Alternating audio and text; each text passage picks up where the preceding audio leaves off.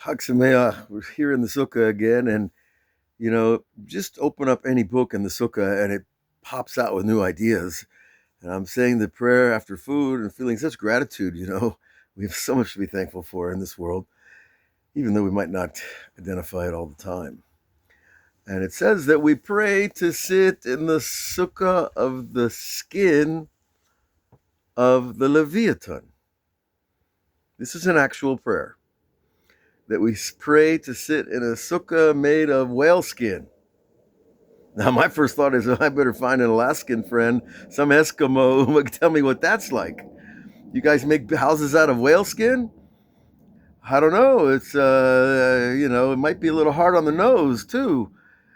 And, well, is that really what the rabbis mean? The authors of these prayers? But we dig a little bit in the Kabbalah, we understand immediately that this skin of a whale represents a spiritual power, a light, that we're praying to be surrounded in the light of the repair of the physical realm. Because we have a spiritual realm and it's perfect. That's God's realm. And we have a physical realm which produces the spiritual. Reverse that. We have a physical realm that is the result of the perfection of the spiritual. And as the spiritual grows and expands, so does the physical.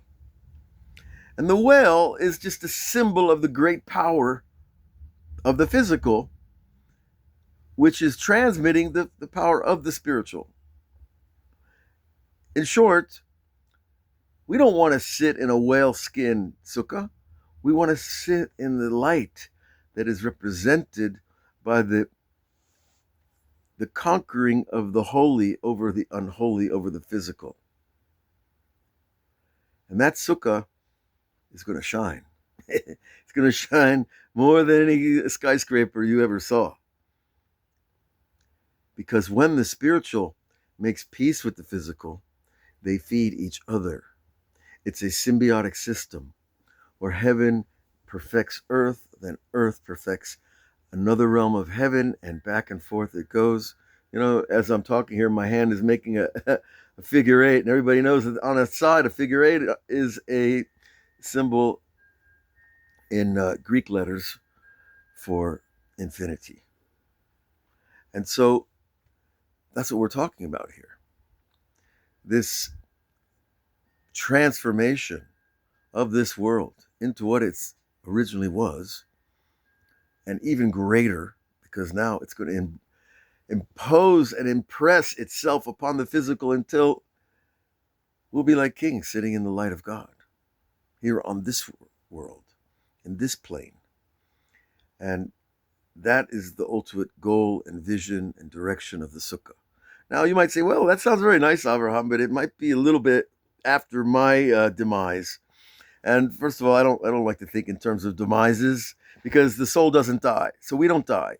Your intellectual, spiritual, emotional integrity will last forever. So you're going to be there eventually. Now, it might not be soon enough, and that's usually a lot of people's problem, is that we're not patient enough to receive the things that we want to receive.